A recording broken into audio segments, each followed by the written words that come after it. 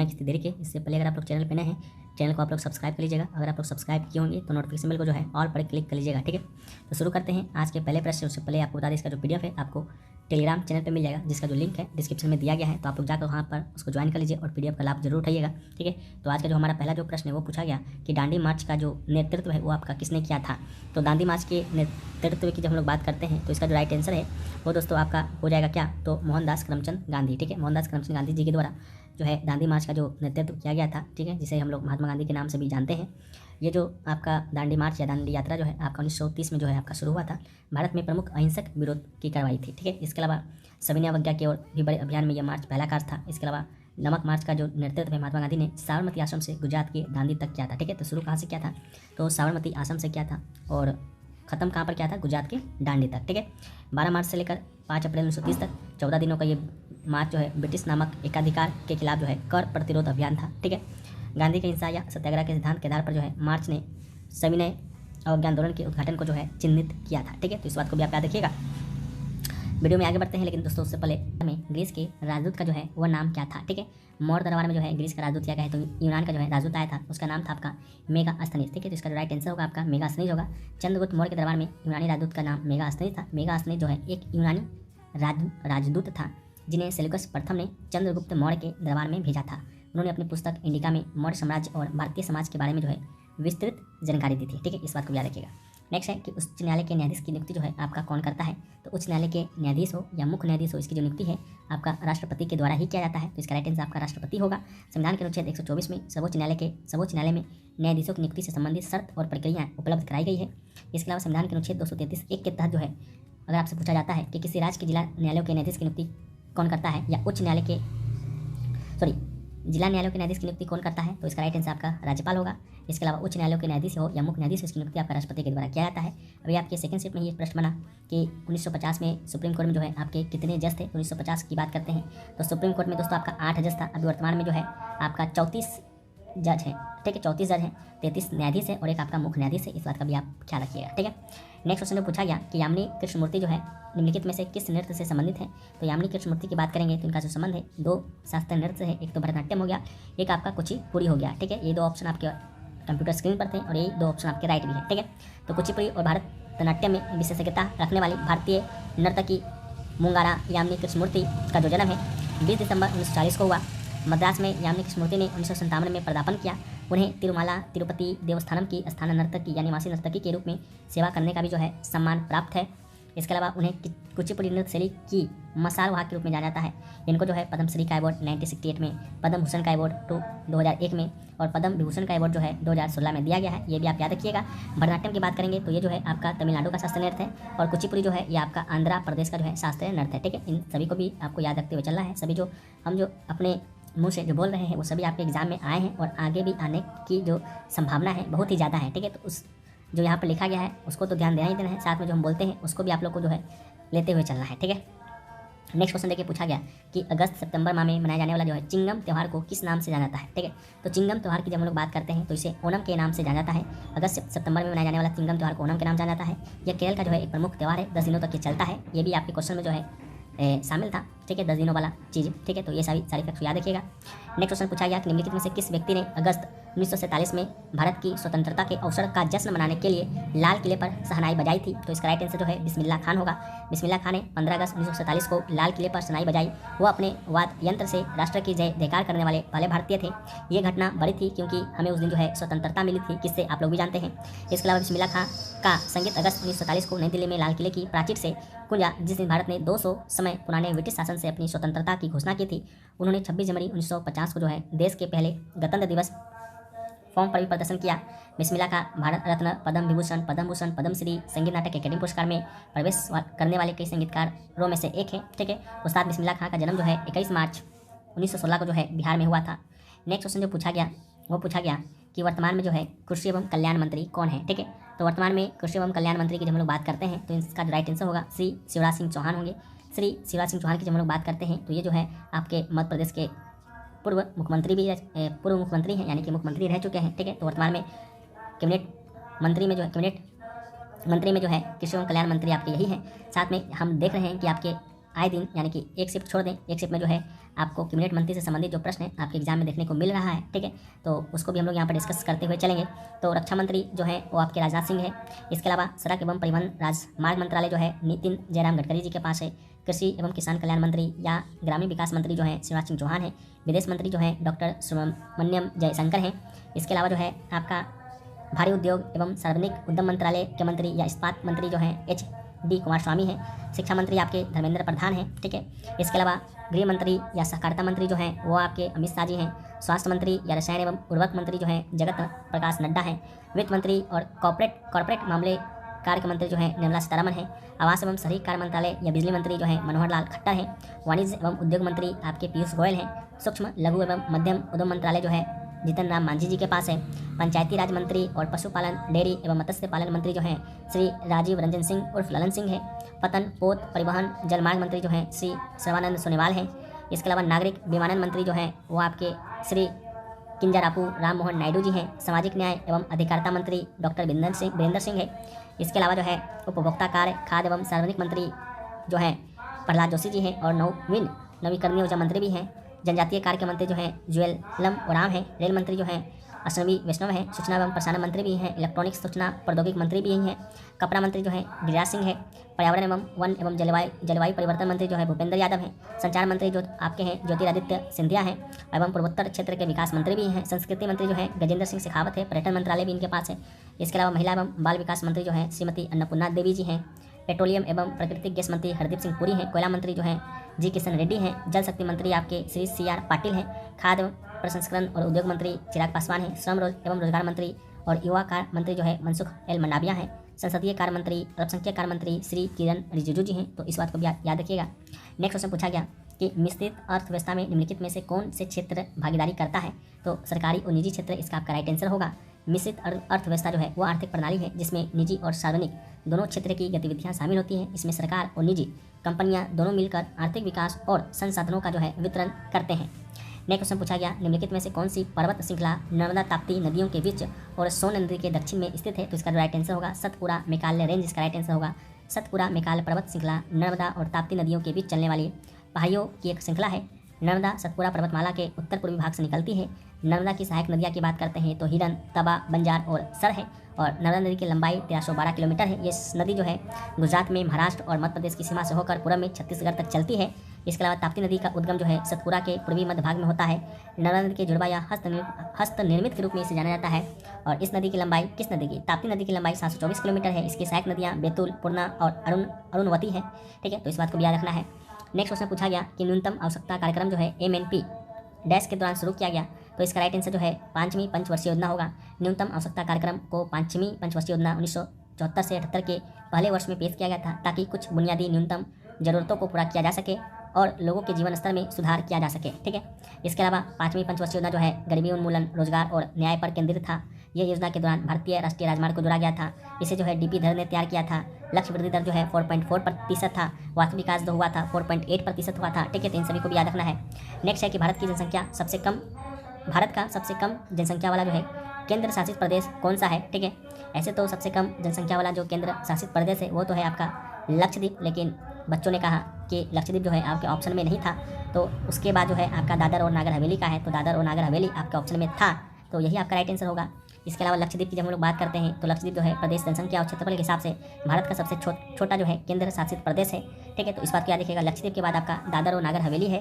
दादर नागर हवेली के बाद दमन है, पुडुचेरी है, चंडीगढ़ है और आपका फिर है दिल्ली, यानी कि दिल्ली में जो है सबसे ज़्यादा जो है आपका जनसंख्या है, ठीक है। दिल्ली के बाद आपका चंडीगढ़ का है। तो इस बात को भी जो है आपको याद रखना पड़ेगा, ठीक है। नेक्स्ट क्वेश्चन जो पूछा गया मयूरभंज छऊ जो है किस राज्य का लोक नृत्य है।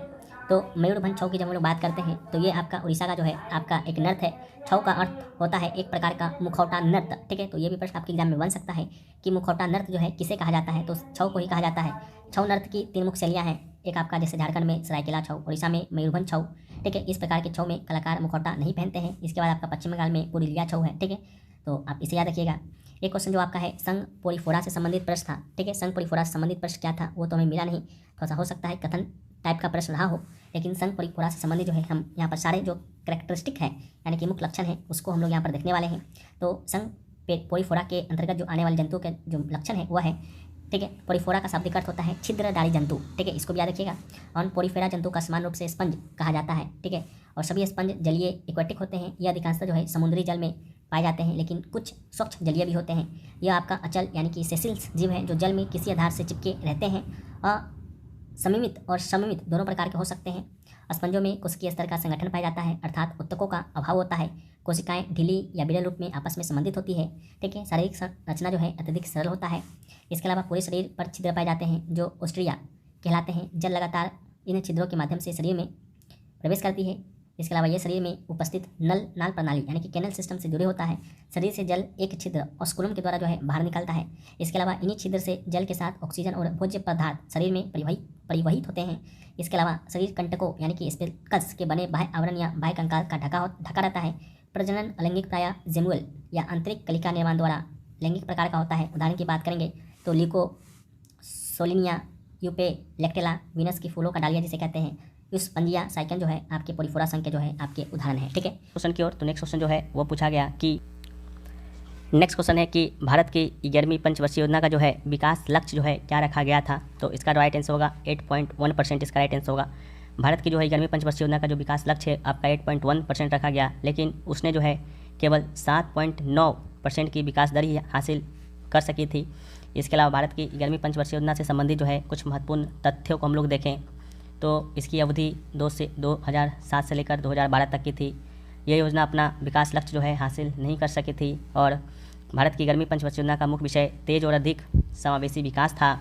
इसके अलावा भारत की 11वीं पंचवर्षीय योजना प्रख्यात अर्थशास्त्री श्री के कस्तूरी राजन के द्वारा तैयार की गई थी। इस योजना को जो है अंततः राष्ट्रीय विकास परिषद NDC के द्वारा जो है अनुमोदित किया गया था। वित्तीय वर्ष 2011-12 तक प्राथमिक विद्यालय से ड्रॉप आउट दर को 2003-04 के 52.2% से घटाकर जो है 11-12 तक जो है 20% तक लाना था। और 0 से 6 के लिए अनुपात को 2016-17 तक बढ़ाकर 950 करना था। कुल प्रजनन दर को 2.1 के स्तर पर लाना था। और भारत का प्रधानमंत्री ही जो है योजना आयोग का पदेन अध्यक्ष होता था। तो भारत की 11वीं पंचवर्षीय योजना के दौरान जो है डॉक्टर मनमोहन सिंह ही जो है आपकी योजना आयोग के अध्यक्ष थे। इसके अलावा 11वीं पंचवर्षीय योजना का विकास लक्ष्य जैसा कि अभी हमने आपको बताया 8.1% था, जबकि यह केवल जो है आपका 7.9 प्राप्त जो करने में सफल जो है आपका रहा था, ठीक है। तो इस बात को याद रखिएगा। नेक्स्ट क्वेश्चन जो है कि भारत के संविधान का अनुच्छेद 49 जो है वह क्या प्रावधान करता है, ठीक है।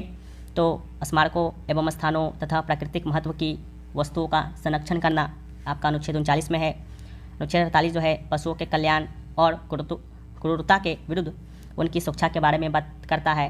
अनुच्छेद में कहा गया है कि राज्य को पर्यावरण की रक्षा सुधार करने तथा पशु क्रूरता को रोकने का प्रयास करना चाहिए।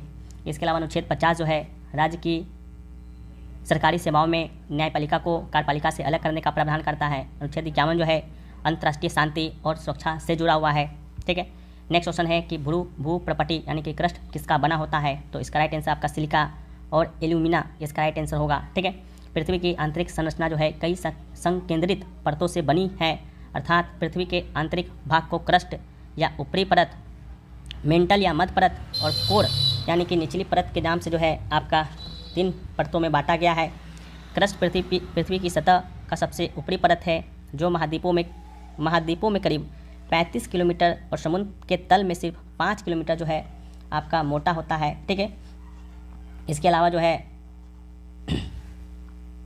क्रस्ट के नीचे पाई जाने वाली परत जो है मेंटल है और इसकी गहराई 2900 किलोमीटर तक है, ठीक है। और सबसे भीतरी परत जो है कोर है जिसका अर्धव्यास या कहे तो रेडियस करीब 3500 किलोमीटर है, ठीक है। और पृथ्वी की आंतरिक संरचना के बारे में हम लोग बात किए, जैसा कि क्रस्ट जो है पहला क्रस्ट पृथ्वी की सतह का सबसे ऊपरी परत है जो महाद्वीपों में करीब 35 किलोमीटर और समुद्र के तल में सिर्फ 5 किलोमीटर मोटी होती है। क्रस्ट का निर्माण सिलिका और एल्युमिना से होता है, इसलिए इसे सियाल कहा जाता है। मेंटल जो है क्रस्ट के नीचे पाई जाने वाली परत मेंटल कहलाती है। इसकी गहराई 2900 किलोमीटर तक है। इसका निर्माण मुख्य रूप से सिलिका और मैग्नीशियम से होता है, इसलिए इसे सीमा कहा जाता है, ठीक है। एस आई से सिलिका, एम एस से मैग्नीशियम। कोर की बात करेंगे तो पृथ्वी की सबसे भीतरी परत कोर है जिसका अर्धव्यास रेडियस करीब 3500 किलोमीटर है। यह मुख्य रूप से निकल और लोहे से बना है, इसे निफे कहा जाता है, ठीक है। नेक्स्ट क्वेश्चन है कि साल 1950 में जो है सुप्रीम कोर्ट में कितने जज थे। तो इसका जो राइट आंसर होगा वो आपका 8 हो जाएगा, ठीक है। सुप्रीम कोर्ट की बात करते हैं तो सुप्रीम कोर्ट की बात करते हैं तो 1950 में जो है 8 जज थे, ठीक है। और संसद ने 1956 में जो है न्यायाधीशों की संख्या बढ़ाकर आपका 21 कर दी थी। ठीक है, तो इसको भी याद रखना है। इसके अलावा जो है साल 1956 में बात करते हैं, न्यायाधीशों की संख्या अधिनियम 1956 के तहत बढ़ाकर 11 कर दिया गया। साल 1960 में जो है संशोधित कर 14 कर दिया गया। 1978 में 18 कर दिया गया। 86 में 26 कर दिया गया। 2009 में जो है 31 कर दिया गया। इसके अलावा जो है 2019 में जो है इसे 34 कर दिया गया। और वर्तमान क्षमता की बात करेंगे तो वर्तमान क्षमता भी जो है आपका यही है। ठीक है, नेक्स्ट क्वेश्चन पूछा गया कि आर वैशाली जो है किस खेल से संबंधित है, तो राइट आंसर आपका शतरंज होगा। आर वैशाली भारत की 84वां ग्रैंड मास्टर है। ठीक है, इसके अलावा आर वैशाली 15 वर्षीय भारतीय ग्रैंड मास्टर रमेश बाबू प्रज्ञानंद की बड़ी बहन है। वैशाली का जन्म 21 जून 2001 को तमिलनाडु की राजधानी चेन्नई में हुआ था। नेक्स्ट क्वेश्चन है थाईपुसम महोत्सव जो है किस राज्य में मनाया जाता है, तो राइट आंसर तमिलनाडु होगा। थाईपुसम तमिल महीने जनवरी फरवरी के पूर्णिमा के दौरान जो है भारत के हिंदुओं द्वारा मनाया जाने वाला एक महत्वपूर्ण त्यौहार है। यह हिंदू देवता शिव और पार्वती के पुत्र मुरुगन को समर्पित है। मुरुगन को कार्तिकेय, सुब्रमण्यम, समूखा, सदा, नाना, स्कंद और गुहा भी कहा जाता है। नेक्स्ट क्वेश्चन है कि अगस्त 2024 में यूपीएससी की चेयरमैन कौन बनी, तो राइट आंसर आपका श्रीमती प्रीति सूदन इसका राइट आंसर होगा। उन्होंने जो है यूपीएससी चेयरमैन मनोज सिन्हा की जगह ली है, जिन्होंने हाल ही में पद छोड़ा है, जो कि 2007 से इस पद पर थे। और यूपीएससी अध्यक्ष की नियुक्ति भारत के संविधान के अनुच्छेद 316 के अनुसार भारत के राष्ट्रपति के द्वारा किया जाता है। अध्यक्ष 6 वर्ष की अवधि या 65 वर्ष की आयु प्राप्त करने तक जो भी पहले हो पद पर बना रहता है। नेक्स्ट क्वेश्चन आपका द्वितीय पंचवर्षीय योजना से था, कथन संबंधित प्रश्न था, वो तो मुझे मिले नहीं, लेकिन जो है हम लोग द्वितीय पंचवर्षीय योजना से संबंधित सारे कथन को, सारे फैक्ट्स को यहाँ पर देखने का प्रयास करेंगे। तो द्वितीय पंचवर्षीय योजना 1956 से 61 तक जो है चल रहा। द्वितीय पंचवर्षीय योजना का मुख्य लक्ष्य उद्योग विशेषकर भारी औद्योगिक क्षेत्र पर था। द्वितीय पंचवर्षीय योजना का जो अध्यक्ष तो इस पर था। इसके अलावा प्रथम योजना जिसका मुख्य लक्ष्य कृषि था और से अलग योजना का मुख्य केंद्र औद्योगिक उत्पादों का घरेलू कारण करना था तथा इसके साथ ही सार्वजनिक क्षेत्र की वृद्धि करना था। इसके अलावा महालनोबिस मॉडल पर आधारित था। महालनोबिस जो है एक आर्थिक विकास मॉडल योजना थी, जिसकी खोज भारतीय सांख्य शास्त्री प्रशांता चंद्र महालनोबिस ने सन 1953 में की। इस योजना की कोशिश संसाधनों का उत्पादन के क्षेत्रों में मध्य उचित वितरण था। इसके साथ ही आर्थिक वृद्धि दर को बढ़ाना था। इसके अलावा द्वितीय पंचवर्षीय योजना को एक बंद अर्थव्यवस्था माना जाता है, जिससे में की योजना का मुख्य लक्ष्य पूंजी संसाधन के आयात पर ज़्यादा से ज़्यादा ध्यान दिया जाता है। जल विद्युत ऊर्जा कार्यक्रम तथा 5 स्टील कारखाने दुर्गापुर, भिलाई, राउरकेला में इसके अंतर्गत स्थापित किए गए थे। परमाणु ऊर्जा आयोग की स्थापना जो है 1958 में होमी भाभा की अध्यक्षता में जो है Tata institute of fundamental research को शोध संस्थानों के रूप में मान्यता मिली। आणविक ऊर्जा के क्षेत्र में युवा प्रतिभा को बढ़ावा देने के लिए 1957 में जो है टैलेंट सर्च और वह स्कॉलरशिप कार्यक्रम की शुरुआत की गई। ठीक है, इसके अलावा द्वितीय पंचवर्षीय योजना का लक्ष्य जो है आपका 4.5% था, जबकि वास्तविक वृद्धि आपका 4.2 जो है आपका रहा था। ठीक है, तो इस बात को भी याद रखिएगा। इसके अलावा जो है नेक्स्ट क्वेश्चन आपसे पूछा गया कि ज्ञानपीठ पुरस्कार में जो है कितना रुपया जो है मिलता है, तो ज्ञानपीठ पुरस्कार की बात करते हैं तो ज्ञानपीठ पुरस्कार में ऑप्शन में 5 लाख, 25 लाख, 30 लाख और 14.5 लाख रुपया जो है दिया गया था। तो 2005 में जो है जब इसका स्थापना हुआ तो 5 लाख मिलता था, लेकिन वर्तमान में जो है आपका 11 लाख रुपये जो है ज्ञानपीठ पुरस्कार के तहत जो है आपका दिया जाता है। ठीक है, तो इसको भी आप लोग याद रखिएगा। ठीक है, 11 लाख रुपये दिया जाता है। ठीक है, ये क्वेश्चन पूछा गया। इसके अलावा जो है उत्तर पूर्व राज्यों में जो है आपका हाईएस्ट लिटरेसी रेट जो है किस राज्य का था, ये भी क्वेश्चन आपके एग्जाम में जो है देखने को मिला। ठीक है, तो उत्तर पूर्व राज्यों की बात करेंगे तो हाईएस्ट लिटरेसी रेट पूछा या क्या पूछा कंफर्म नहीं है, आप लोग कमेंट सेक्शन में बताइएगा। इसके अलावा उत्तर प्रदेश का शायद पॉपुलेशन परसेंटेज पूछा गया था मे भी आपके एग्जाम में, वो भी क्लियर नहीं है, वो भी आप लोग बताइएगा कमेंट सेक्शन में। ठीक है, मोदी को रूसिया से कौन सा पुरस्कार जो है मिला, इस प्रकार का भी कोई क्वेश्चन जो है आपके एग्जाम में पूछा गया। ठीक है, ये भी कंफर्म नहीं। पहले प्रश्न तो आज का जो पहला प्रश्न था वो आपका जो इनडायरेक्ट वे में जो क्वेश्चन पूछा गया था कि मौर्य साम्राज्य के जो है संस्थापक कौन थे। ठीक है, तो मौर्य साम्राज्य के संस्थापक की बात करेंगे। आपका क्वेश्चन कुछ इस प्रकार पूछा गया था कि 322 ईस्वी में जो है मौर्य की स्टेब्लिश जो है वह किसने किया था, तो इसका राइट आंसर आपका चंद्रगुप्त मौर्य इसका राइट आंसर होगा। ठीक है, ईसा पूर्व 4वीं शताब्दी में मगध राजवंश पर नंद राजाओं का शासन था, जैसा कि आप लोग पढ़े होंगे, और यह राजवंश जो है उत्तर भारत का सबसे शक्तिशाली साम्राज्य भी था। ठीक है, इसके अलावा 4वीं शताब्दी ईसा पूर्व में मगध राजवंश पर नंद राजाओं का शासन था और यह राजवंश उत्तर का सबसे शक्तिशाली साम्राज्य था। और चाणक्य नामक एक ब्राह्मण मंत्री, जिसे कि कौटिल्य के नाम से जाना जाता है, ने मौर्य परिवार के चंद्रगुप्त मौर्य को प्रशिक्षित किया था और चंद्रगुप्त ने अपनी सेना संगठित की और नंद राजा को जो है उखाड़ फेंका था। ठीक है, इसलिए चंद्रगुप्त मौर्य को मौर्य वंश का पहला राजा और संस्थापक भी माना जाता है। उनकी माता का नाम मूर था, ये भी प्रश्न आपके एग्जाम में बन चुका है, ठीक है। इसलिए उन्हें संस्कृत में मौर्य कहा जाता था, जिसका अर्थ होता है मूर का पुत्र, और इस प्रकार उनका नाम जो है, उनका वंश जो है मौर्य वंश कहलाया, ठीक है। तो इसका राइट आंसर हो जाएगा। इसके अलावा जो है नेक्स्ट क्वेश्चन पूछा